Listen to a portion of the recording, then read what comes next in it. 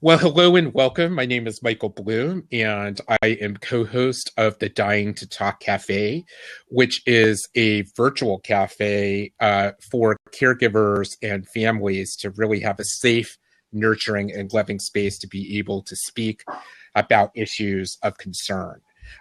We know that the caregiving journey is tough. While you're in the midst of it, it has peaks and valleys, and that it's really vital that I believe that we have forums, and especially forums that can be accessed from the comfort of one's home or one's phone, and not having to actually go to a physical location to be able to share and get support. And Kim and I are really on a joint mission to help caregivers and their loved ones have the access to this type of forum. So I'm going to turn things over to Kim for a brief introduction, and then I'm going to introduce our guest co-host, I guess I would say, for this evening, Nick Darby. Right. And so anyway, Kim, take it away. Great. Well, thank you, Michael. Yeah, and welcome to everyone. This is wonderful. As Michael said, it's really just our second blab, which is fantastic that we have this forum. Both Michael and I do webinars on another platform. So this is a fantastic way to be in touch with Twitter users as well. So thank you, Michael. And, as Michael said, that we are doing this in regarding caregiving and caregivers. I'm an end-of-life coach as well. So I work with caregivers and I work with individuals at the end of their life as well. So, and have experience with grief and loss. And as we know, that happens along the caregiver journey. So there's a lot of overlap here, and I'm just thrilled that Michael and I are able to pair up together and to provide these blabs, and just thrilled tonight to be talking about communication, which is key to everything. So it's great that we can kick off the year with this. So thank you, Michael, and turn it back over to you. I'm really excited to introduce our guest for this evening, who is Nick from Verbal Care. And I probably first met Nick maybe about a year and a half or so ago. Yeah, somewhere around that time. And he really... actually, this is the first time, Kim, I think we've ever done a session where we kind of have three Bostonians in this in a group session, because we're all in the Boston area. That's great. And that usually never happens. So usually people for the other areas. So, but anyway, Nick has started up Verbal Care, and actually, rather than me describe it, because I actually think it's fantastic, because it's really innovative communication that caregivers and loved ones could take advantage of. I'm going to let Nick tell a little bit of his story, and then we'll get going with the session. That's great. So Verbal Care is an all-in-one communication platform for patients. So we started with patients who are nonverbal, and I'll see if I can bring it up on the screen here. So we have these really easy to use picture-based icons that let the patient communicate directly with their care team, communicate with their doctors, their nurses, but more importantly, being able to bring the family caregivers into that conversation. And that's something that we think is really unique to our platform, is that patients, there shouldn't be on an island, and caregivers shouldn't feel like they're disconnected from their loved ones. And we felt like there's all this problem. There's so much telephone in healthcare, and we really want to eliminate that by saying, okay, what did the doctor say? I don't think that they said that. Well, I was the only one who was there. So, that's, how I feel about it.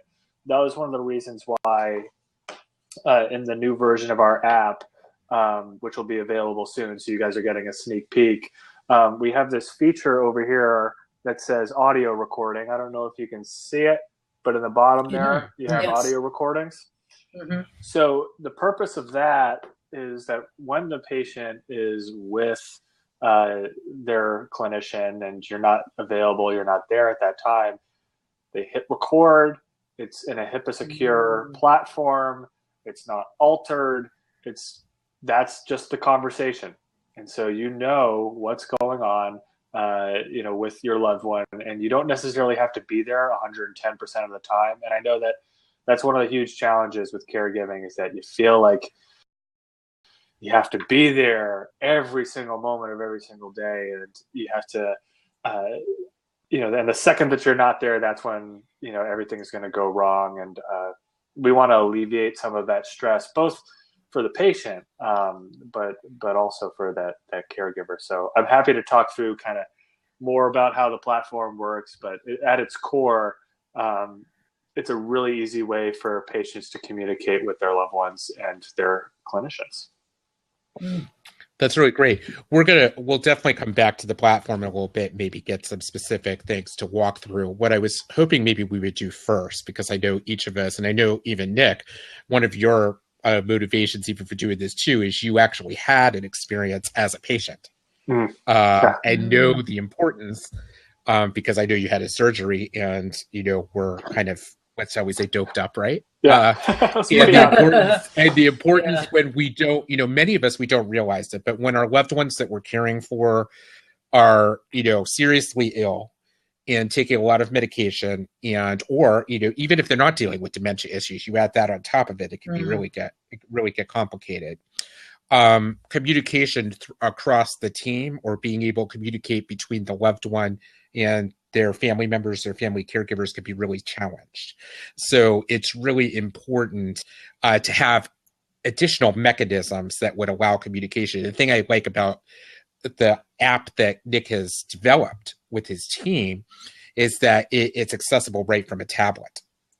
So anybody who's carrying an iPad or Droid tablet should be able to use that for a communication that can go seamlessly, between people, and be able to communicate. And then now, as you said, I think one of the most important things that can happen is, especially for loved ones who may live far away from their family members, if they're going to see their doctor and getting important information, they can actually record that and share that with their loved ones. So that's really important too. But let's talk about the basis. Again, maybe Nick, what you found yourself, and for talking to others, what was your motivation for developing the platform, and what did you see as being some of the challenges that were happening? So for us, the motivation, so I started this as a senior design project at Boston University. So I'm a computer engineer by trade, and our project was to design an iPad application for stroke patients in an ICU. And the first thing that we did is we got on the phone, we called up one of the best hospitals in the world, and we asked if we could come in and shadow their stroke ward nurses. And we learned a lot from the nurses, and we learned a lot from being there. But I think what really blew me away were the interactions we had with the patients and their families. And, with a stroke family, they had a loved one go from communication to non-communication in a day, in a split second.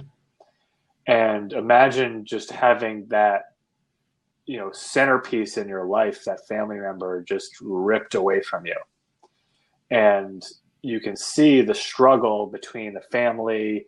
They can kind of figure out what's going on, but you see the patient and the anguish on their face as they're trying to get across, what is so obvious to them, but their aphasia is getting in the way of being able to say, I need to go to the bathroom, or I'm uncomfortable, or I'm cold. Can you get me a blanket? All of these things that we take for granted because we've been speaking since, around the time we could walk, it's just incredible to lose that. And that really inspired us to see that pain. We knew that, okay, we got to give these people a voice and, help them out. But then to sort of a next level, it's also a security concern.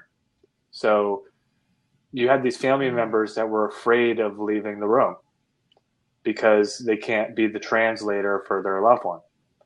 And we've heard stories where, mom's in for a stroke, but she's also allergic to penicillin, and, she happened to catch pneumonia at the same time. So now they're about to give her penicillin, and, maybe they do, maybe they don't, but, they don't have a complete medical record, and this person can't advocate for themselves, and, they got to do something. So the caregiver's not involved in the conversation, and it gets really dangerous.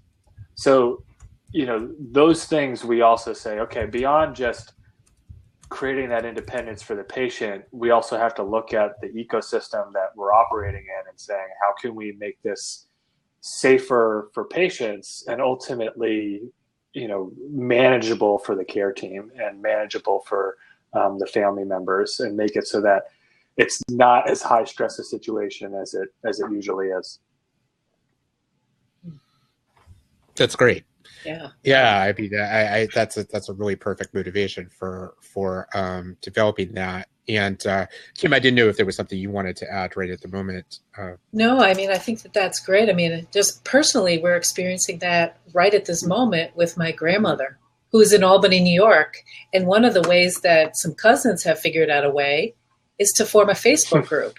Well, here, one of the downsides is not everyone's on Facebook to share the information or to hear. So this would be a perfect, strategy and tool to really to use. I mean, one of my cousins, like I said, created the Facebook private group just because she couldn't think of anything else. So there's like 22 of us in a group, and I looked tonight and there's no communication. There's nothing in there. Since yesterday afternoon. But a tool like you're speaking about, I mean, I could see that, with my grandmother being in and out, or the doctors come in and someone's not there, it could be recorded. Yeah. I mean, what a beautiful I mean, is tool. the doctor in your Facebook group? No. And that's exactly it. Is that exactly now you have sort of the blind leading the blind. That's right. That's right. Group. And that puts a lot of burden on the messenger. Because there's no possible way that they're going to remember everything that's going on. And there's going to be additional questions. And, we look at it too from the clinician's perspective. They're frustrated because they're operating on 10% of the information.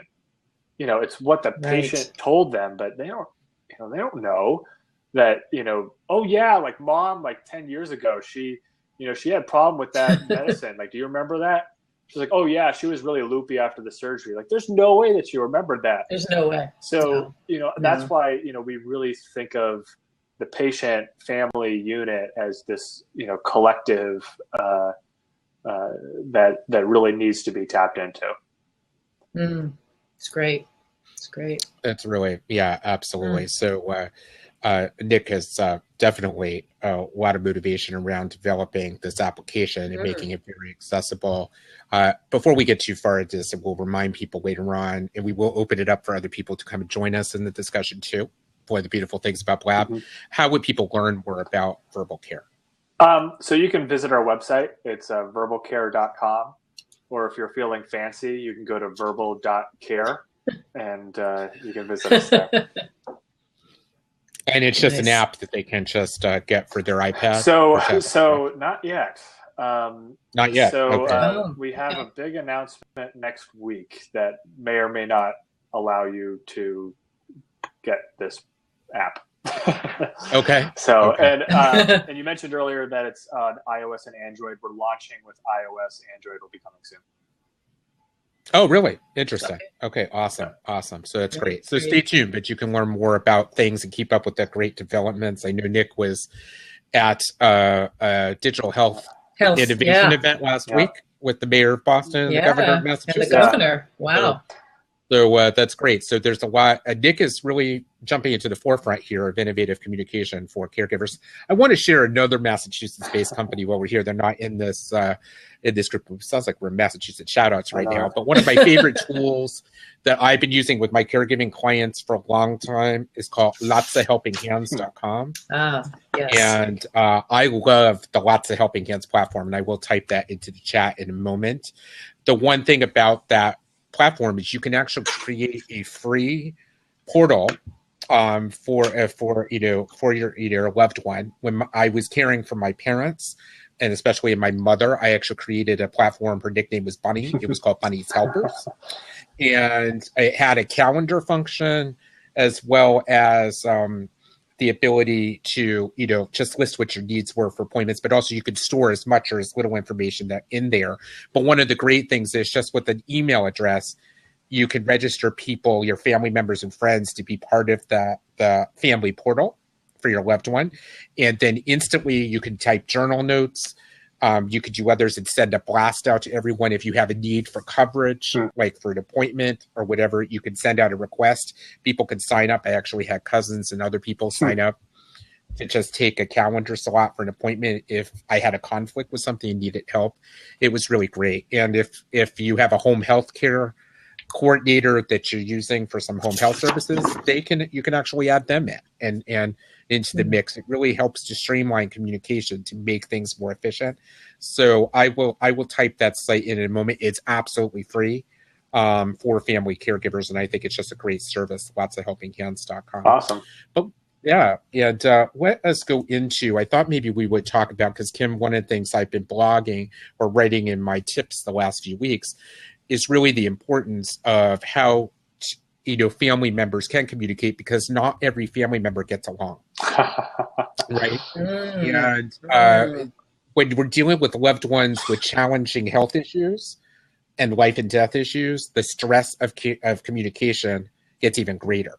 So that people, it's easy for communication to break down, because when we have a lot of fear going on, all kinds of emotions pop up. And if you have past history with certain family members, that could all get exacerbated. So I was thinking maybe we could talk a little bit about, some of the important keys to helping just with communication that doesn't even involve innovation. It just involves being open and clear, with ourselves, and the ability to express ourselves honestly, authentically, and also to be respectful of the other party, because we all look at this from a different lens. I think with caring for folks, and I think one of the most important things that we can do is to share clearly what our needs are, and if we don't feel that we're as clear as we can be, explain that we're in a period of stress, and this is why, and just to hopefully be a little bit patient. But clarity is just really so important for communication. And I think it's really important that we get off, as much as this technology is all great, sometimes direct face-to-face contact or video-to-video contact or phone contact goes a lot further than just typing a message in, if you're communicating tough things. So I was wondering what you guys thought about that. So, and then we'll invite others in. Yeah, so I would definitely agree with that. I'm going to start with, I don't know if you've heard of the Silver Line. It's based in the UK. And it's an incredible service that basically what they do is it's a bunch of volunteers. They call up the elderly and they act as their friends.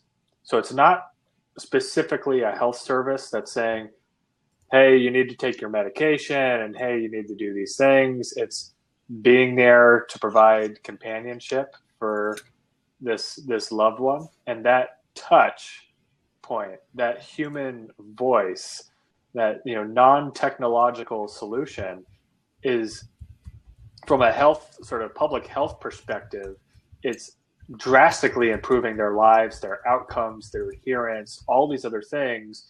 And I don't think you could get the same result out of an app. And this is coming from an app developer. I think people want to connect with other people, and being able to do that for your loved one, that sometimes is the most important thing, just to have a presence and to be there. But I also know that from some experience that it's not always the easiest thing to do that. But I think you bring up a really great point. Yeah. The app is not a replacement for direct communication. It's an enhancement. Correct. It's an additional. Okay, so, and it just helps, I think, with the efficiency and effectiveness of communication, if you add that to your arsenal of means of communicating, especially when families tend to be dispersed, tend to be spread apart.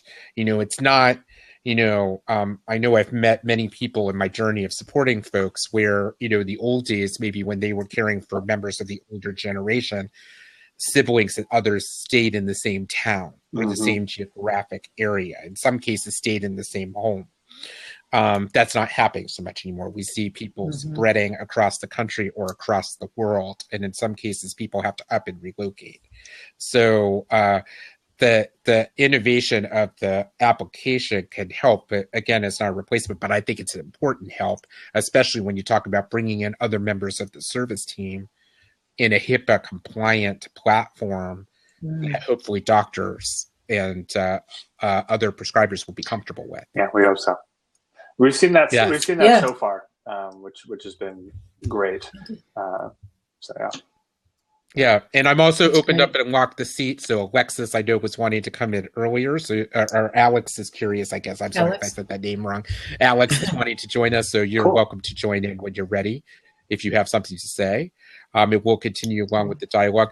Kim, one of the other things we could talk about too, because it's really important in terms of the dialogue, and is even if we don't agree with someone, it's so important. If you want to not have an argument with a family member, it's important to acknowledge what they've said, even if you don't agree, because that will stop the defensiveness. And I'll give an example here personally, not from one of my clients, but when I was in the midst of caring for my mother still, which was several year journey after my father passed, and was living with her, being her full-time caregiver.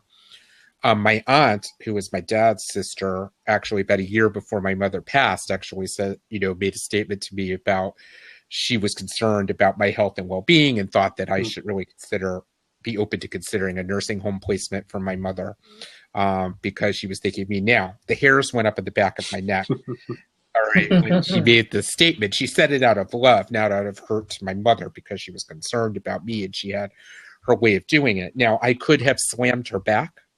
I said, no way, I'm going to consider that, and blah, blah, blah. My answer was, I appreciate your concern, for my health and well-being. And certainly I at times, may think about that, but I'll make the best judgment, as we keep going forward. I'm still very motivated and feel like I'm doing it well to support my mom at home. I don't want her going into nursing home, but I appreciate your concern. Well, that disarmed her. There was no reason for her to continue to go on and argue. And I know that sounds so simple, but really, it's best in these tough situations to acknowledge the viewpoint, even if you don't agree with it, because you're valuing the person, not necessarily agreeing with what they said. And I think that's really critical to helping there be peace in families sometimes when moving forward. Now, some of these other issues are not so, I know they're not so easy. I didn't know what your thoughts might be, Kim, on acknowledgement. I mean, we know acknowledging and validating is so important. Yes. I was going to say that's a perfect example, Michael, because you're right. Especially in the stressful situations, right? You were feeling in a space of, oh my goodness. So of course it makes perfect sense that the hairs on the back of your neck would stand up, because this was something that was not resonating with you. But if you had kind of come back at, her to really, say something that probably you would have regretted at some other time, it would have been that back and forth, defensiveness and arguments, and who knows where it would have led. But by you, and if we can just in the moment realize, wow, we just acknowledge what the individual says and really validate that you understand where they're coming from, but that may not be your choice. Again, it takes the power and the armor right away. And then all of a sudden it's like, okay, and you can feel free to move on. So you're not feeling tense and the hair on your back of your neck is still standing up. They've said what they needed to say. You've acknowledged that you heard what they had to say, but it's not a choice that you are choosing to make. So, yeah, acknowledging and validating, I think, is huge. And another piece to this, I think, is clarifying. Sometimes people will say things and they mean one thing and we hear something else. So really being able to say, asking for more for clarification, or saying, this is what I heard. Is this accurate? And then being able to then say, oh, no, that's not what I meant at all. And here's what it is. So again, it disarms the discontent or defensive-ness of just being able to really honestly say, what do you mean by that? This is what I heard. Is this really, what you meant to say? And then it gives the person the opportunity to clarify what it is that they're saying or asking. So yeah, acknowledging, validating, I think clarifying is another huge piece to communication. Yeah. Absolutely. And Nick, while we're on these kind of coaching topics, I didn't know if you had anything to add to that too. Yeah, anything? Frankly, I think that there's nothing that I would add that wasn't said. I think that you guys definitely nailed it. I think you have to, as much as you can, as emotional as you get. I've seen it where you really have to. That's what's frustrating, is that you'll have some mixture of the family that's seeing it in a very emotional way, and then you'll have another mixture that is seeing it in a very pragmatic way. And that's where I think the majority of the tension will come from. It's like, how could you do that to mom? Well, you know, this is what makes the most sense. It's the most logical solution. So like that's where you start to see the biggest challenges. So knowing the tendencies of the caregivers that are around this patient and knowing the patient is really critical. And I think having that dialogue where you can at least come to an understanding of each other, so you have that mutual sort of common ground of respect. Until you get to that point, it's going to be an awfully difficult conversation.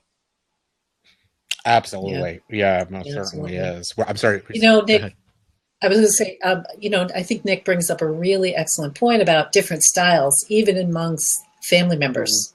I'm one of three, right? I'm the oldest of three. And this whole situation with my grandmother, my sister, who's the middle, she's closest. And so she's running back and forth to the hospital and she's getting information, and I'm just like, okay, so what about this? And, and so just really trying to bring her down from the emotional frenzy that she's in, saying, well, why ain't this? And why the doctors and this? And I just try and be like, okay, let's just, come back down, get grounded. And let's kind of look at this a little bit more logically, because right now, there's no medical crisis or anything like that. It's just 93-year-old woman who's chronically ill and is having mini seizures and TIAs. So, the placement is now the issue. And so, and my brother, God knows even where he is. So just kind of three different styles just amongst the family. And that we're the grandchildren. My grandmother has 5 kids. And they're all playing different roles. No one's taking the lead. So, absolutely being conscious of what various styles. So that's a great point to bring up. We can't assume. No, which is why all the communication modes that we can grab onto that could be helpful are so important. And when families are larger and spread out, the use of applications like Nick is developing and tools like Lots of Helping Hands or other free portals are so important. And then the other thing to think about too is it's really those that have loved ones that are already in a state of needing care, if they have not put together their wishes or their outline their desires, it gets very, very tricky. So the biggest tip that I like to share with folks right now, no matter what age you are, if you're, still really young like Nick is, or others, then you fill out healthcare proxies, wishes, because you just never know. None of us are guaranteed tomorrow, and God forbid an accident can happen. And the biggest argument that happens between families is over those tough decisions that need to be made when somebody can't speak for themselves and somebody then is put in a position of having to guess. And the other thing about having documents completed is you always easier to get the elders in your family to complete them if multiple generations are completing them too, because they don't feel as much on the defensive to get those documents done. And it really will take some of the the mystery out of what's desired not having documents completed could cause two things: a big emotional rift in families, but also a big financial burden, because it's better off you decide yourself and make your wishes clear than having somebody go to court and spend tons of money to have a judge make that decision for you.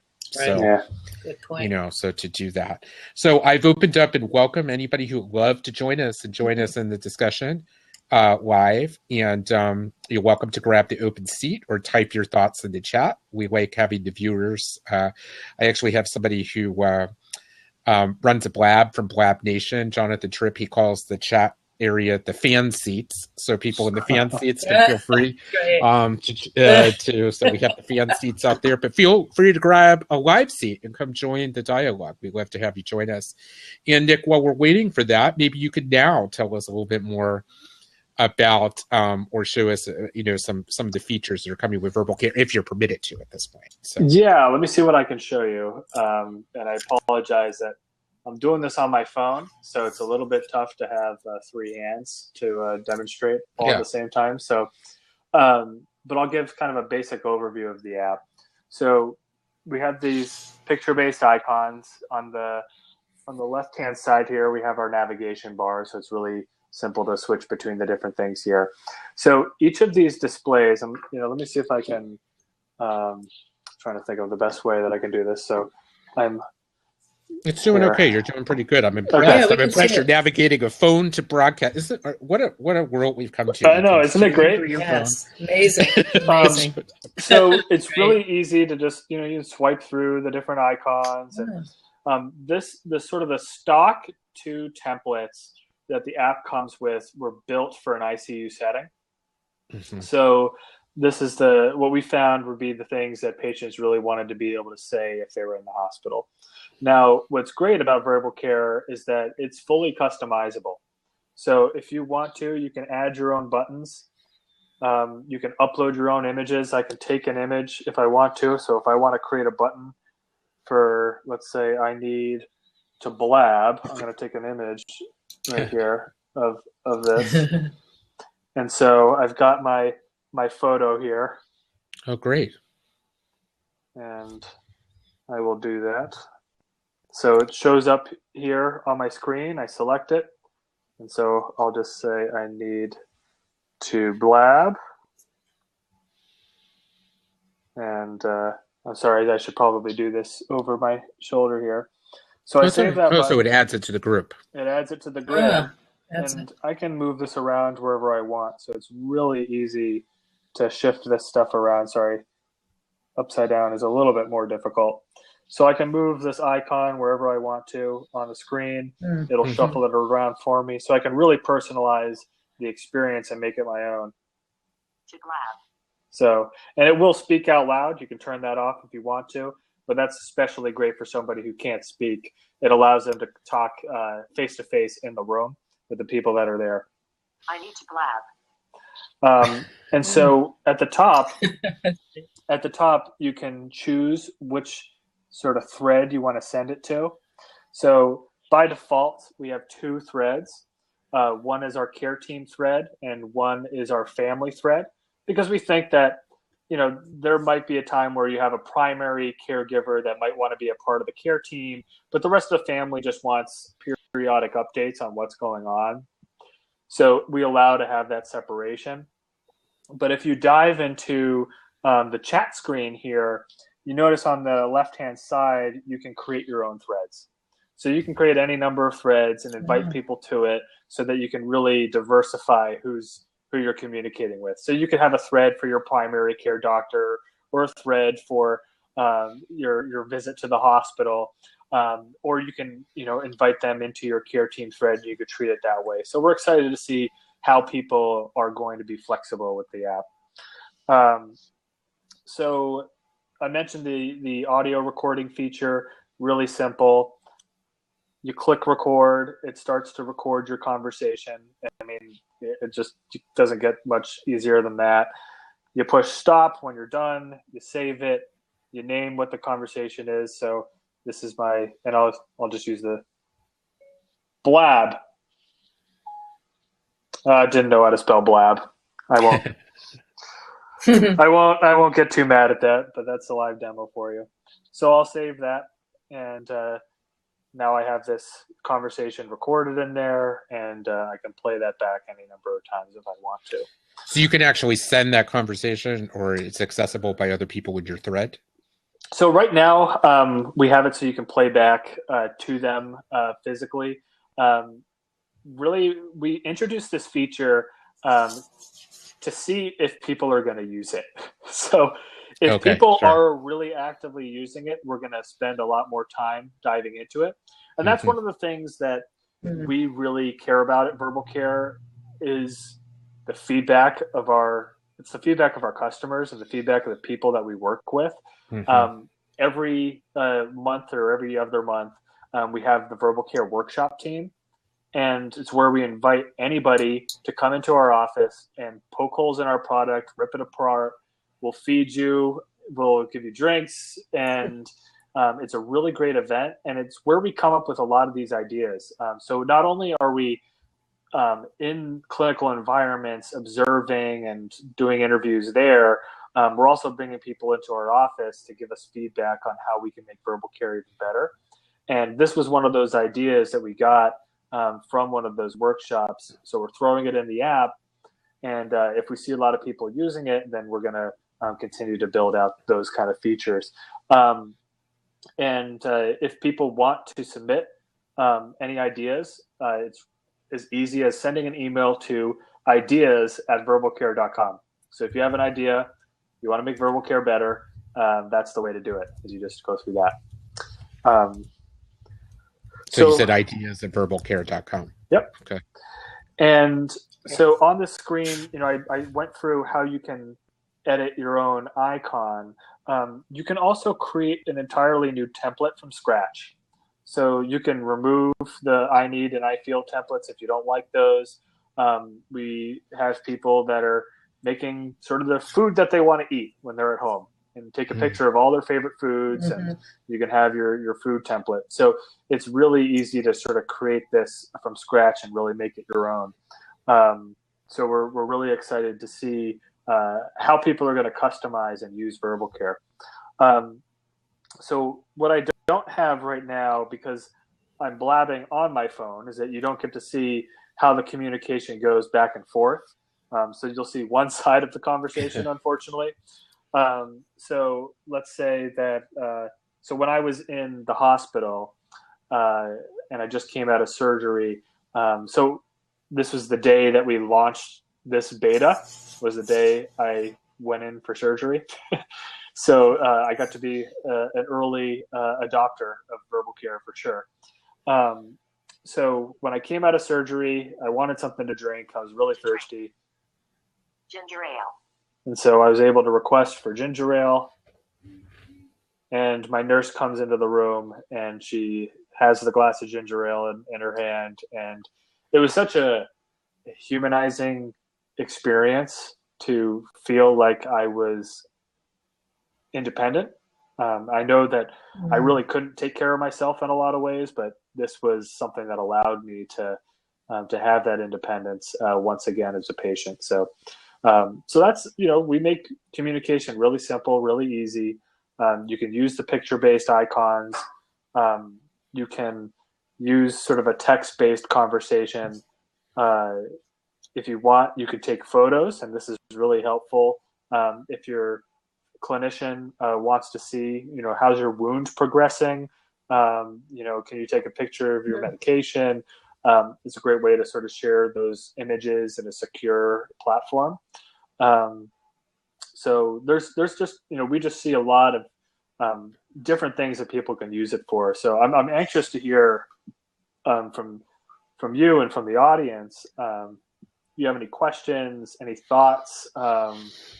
Sure. Yeah. One question I have, because I know you can't do the two-way communication because of being on the phone. So what you're saying is that the people that are part of, let's say, a family care team, if the person could initiate conversation, and would it be like a chat role potentially between people that are part of that thread? So what you can do is on the settings page in the app, you go to device pairing. So you can either pair physically with someone, just scan the code and it instantly pairs you. Or you can send a pairing request from an email, and that will just connect them to your account. And once you pair with that individual, they choose which thread that they're going to join, and then the patient will approve that request. So you have consent on both sides of the equation. You're not just getting added to things all willy-nilly. You do choose where you end up. Yeah, so maybe we could talk through this scenario a little bit using Kim, if you don't mind, maybe using the situation with your grandmother or some similar situation in terms of how this could work in terms of communication for that family group. Maybe if they're, as you see this, Kim, or what would your thought process be for that? Yeah, I mean, I think this is great. And that was a super question, Michael, about kind of how others would be connected in or looped in. because, for example, I'm here in Massachusetts. So, if my grandmother is verbal, but yet then she's kind of a little loopy. So being able to kind of ask her what her needs are by like showing her this, I think would be super, because she's with it enough that she'd be able to identify the pictures. She may not be able to verbalize, but she'd be able to click on the pictures. So, so I think that. So she could say something like, I need food, and. Yeah. So she could point on the picture and then it would say, I need whatever. So from her perspective, I think that would be great. I think the piece that would be helpful for the family would be like when the doctor makes rounds and comes in, to be able to record the conversations, because, we all know telephone tree, right? Two people are there, they hear what the doctor says, and then they're calling this one or that one. And, the story is, not nowhere near what the original piece was. So I see that would be a great benefit, especially, Michael, as you were saying earlier, for people being so spread out. I mean, there's no way that we could all get the same information unless it were in something like that, where it's recorded, it's not, edited, and then people just can hear it directly. So that, yeah, go ahead. So do you think that, how do you think the clinicians will feel about that? Actually, I think that what you spoke to earlier about, I think that it feels like there's some relief, because they're needing to just either say things once, as opposed to an individual, my sister's there at, 1 minute, and then 2 hours later, doctors make rounds again, and then there's a sibling or a cousin, or they don't need to be repeating the information, so to speak. I mean, unless it's new information, of course, but I think that the clinicians would in some ways be able to say, wow, okay, so I've spoken, and it can be disseminated kind of in one fell swoop, if you will. So how do you think, how do you talk to the clinician the clinician who says, well, I'm worried that, they're recording this conversation so that it can be used against me in the future. So how do you react to that? Well, that's a really good point. And then I mean, obviously we can't record somebody who's not agreeing to be, to be recorded. So I guess that's, that's a really great point. I guess the thing would be, as we know from folks, and I know this too, from staying, from both of my parents at times being in the hospital, I felt like I was there almost around the clock, but it seemed like if I did step out or went away, that was when the doctor came in. Doctor showed up, right? Yeah. And it would have been neat to know the information that was shared directly from the doctor rather than getting it secondhand from the nurse or somebody else. So I guess if it was presented a way that this is to help, help foster communication, I even think even in some medical appointments, if you want to share information. I mean, again, that telephone tree thing, if there are key steps or things that you're sharing that the patient should go away with, to go home with and work on, to be able to record that. We know doctors type up clinical notes, but not everything is typed into the note that they say verbally in terms of giving instructions. So that's right. I think it's all in how it's presented. I mean, there's always going to be people that do, things that are not, not favorable, let's say. And I think there'll be some clinicians that won't buy into it, but that's only if they're really fearful. Yeah. I agree. And I think ultimately, I think that those are all really great points for us. What I would love to do is to have a culture where, this is a collaborative care experience, and we need to have a conversation together. And, the literature says that people don't remember what the doctor tells them. They're walking out of the room and, hopefully they got, 50% of what you told them, if you're lucky, and 50% is not very good. So I think that, we definitely see, that possibility of, how do we make sure that these clinicians and these caregivers can treat that respectfully. And I think that was a great conversation that we had earlier, talking about the different styles and making sure people are comfortable with it. Are you comfortable getting being recorded, and I'm not recording you because I'm looking to do this maliciously, because I don't trust you. It's because I don't trust myself to have the medical training and the expertise. That's why I'm coming to you, and I want to make sure that I'm remembering what you're telling me. And I think if we shift the thinking away from a litigious perspective, it'll benefit us all. Yeah, I think that's a great point, Nick, in terms of it's that what's in it for me type of thing, to really give the benefit to the doctor of like, this is actually a benefit for you as well, that, you could share this information. It's recorded. No one's going to try and second guess what you said.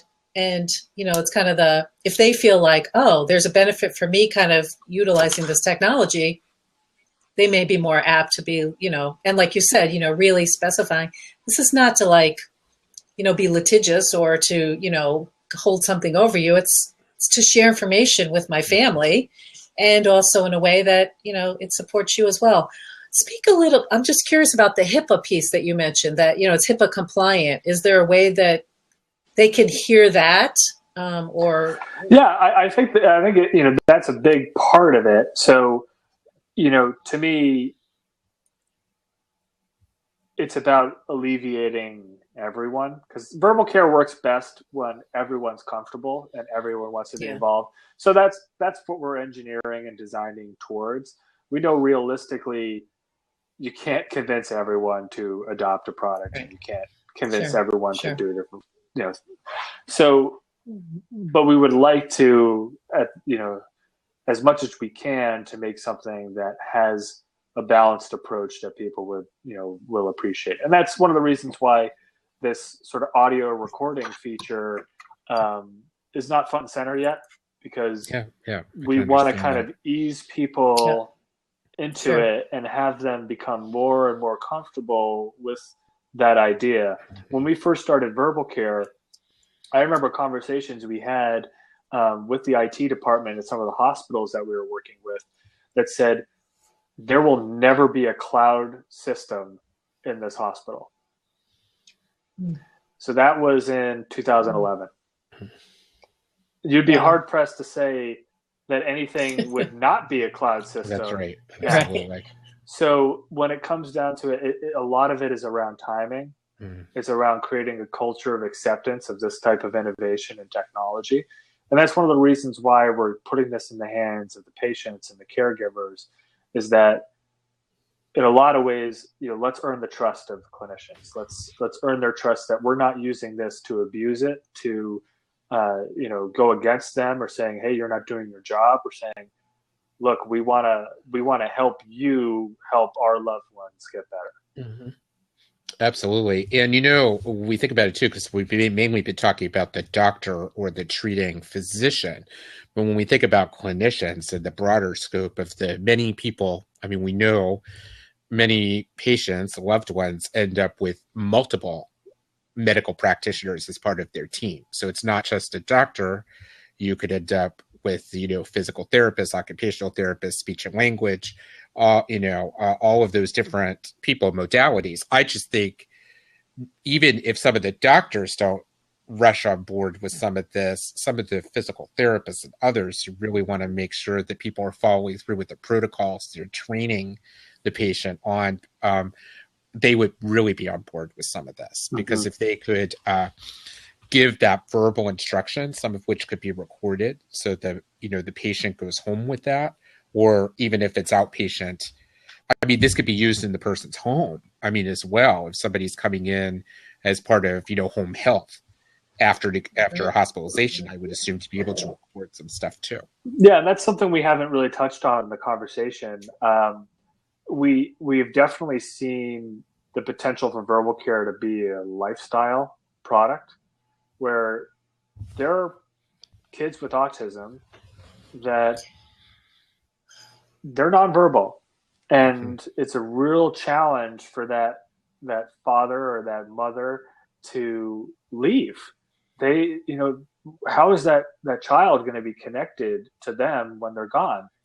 And you could say that, okay, I'm going out to the grocery store. Let me know if you want anything, while I'm out, and you pick it up, and they can put in that they want some Oreos, or they'd like some orange juice or something like that. And you can have that dialogue and not even be there sort of face to face.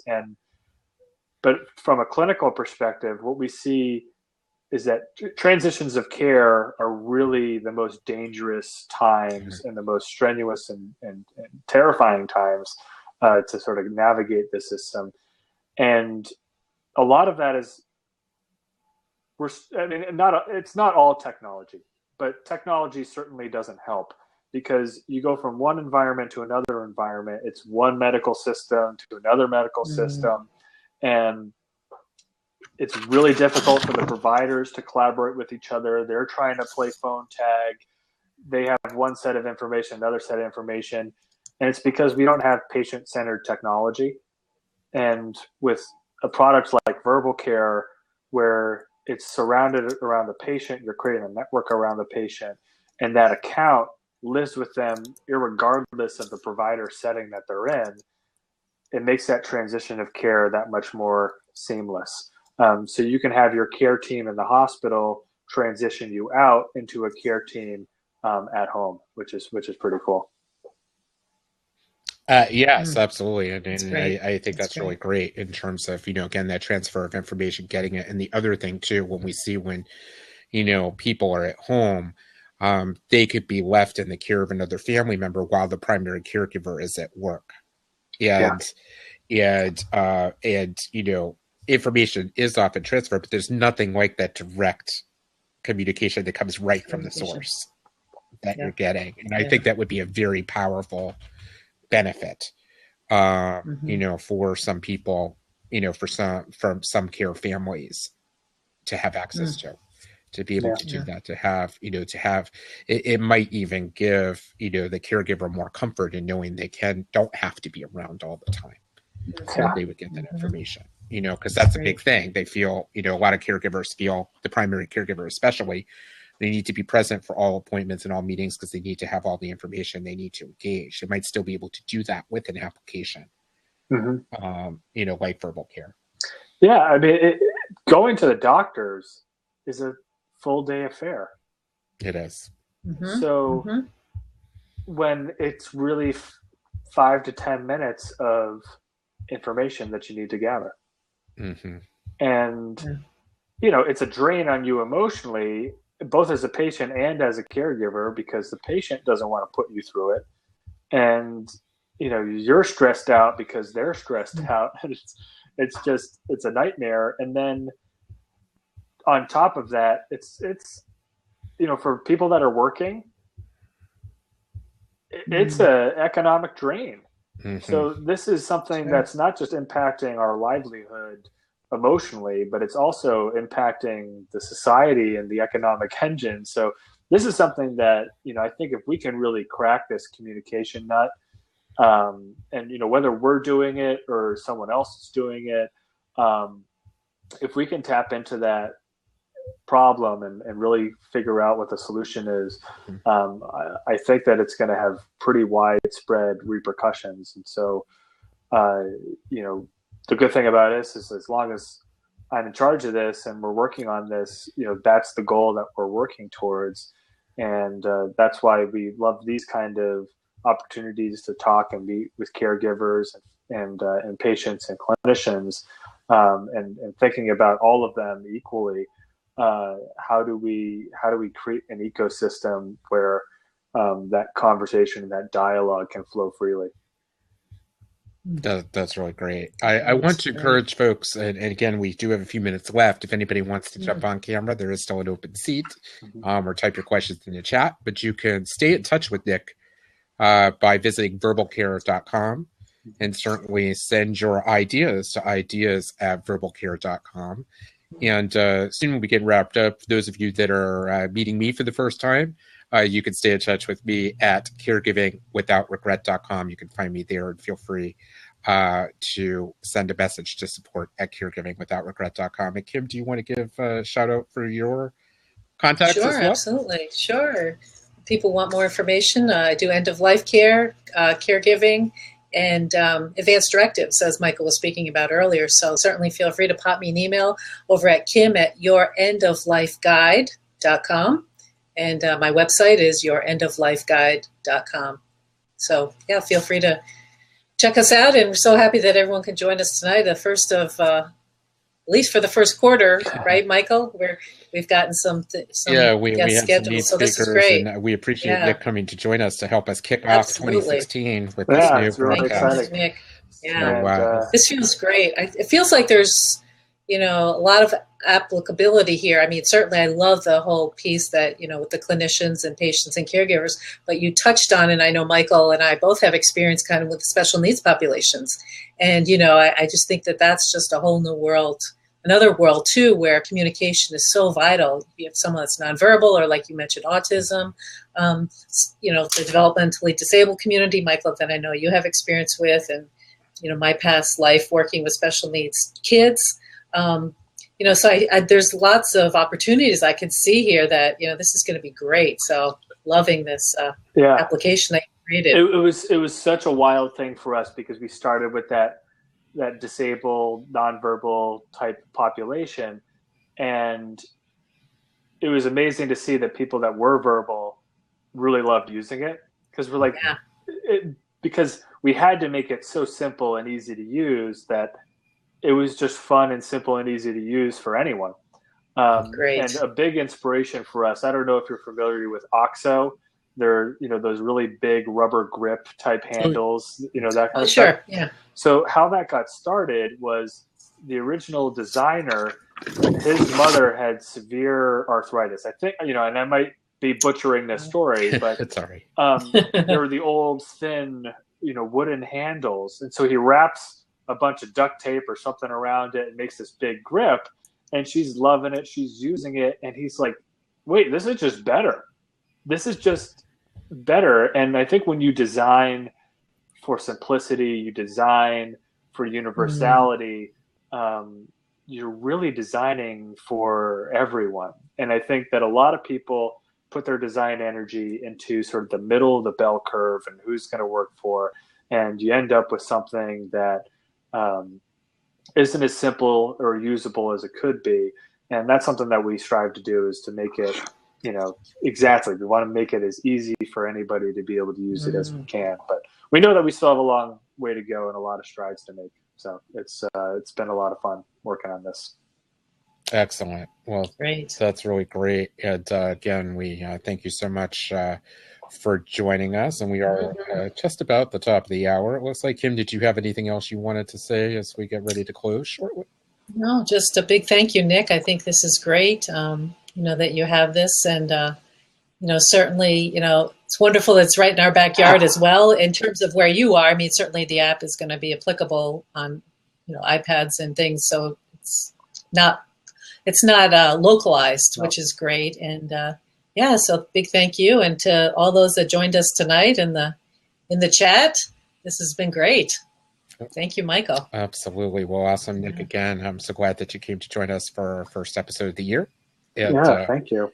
And we'll look forward to staying in touch and collaborating on other projects through the year too. So, and I enjoy keeping tabs on how you're progressing with next steps with Verbal Care. I do have one quick question before we wrap up, because I was just thinking about, does your app, or will it have in the future the potential for like reminder notifications?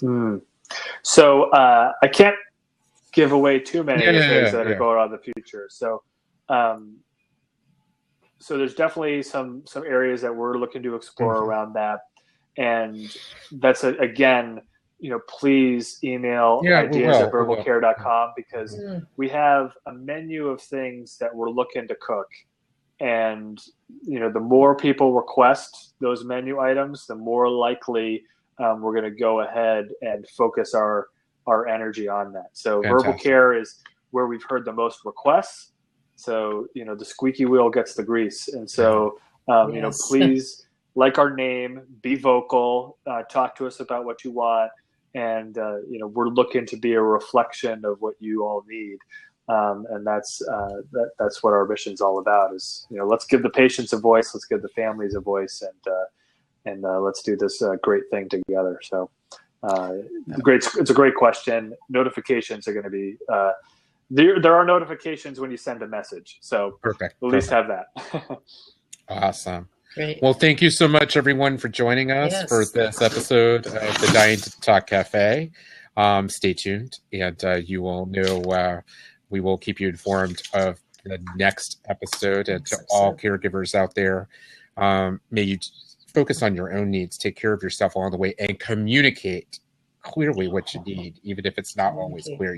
If you start verbalizing it and talking it through, you'll get to the place you need to be. So just be true to yourself and your feelings. And thank you all for joining us. And I'm going to officially end this great first podcast of 2016. All right. Thank you all. Thank you.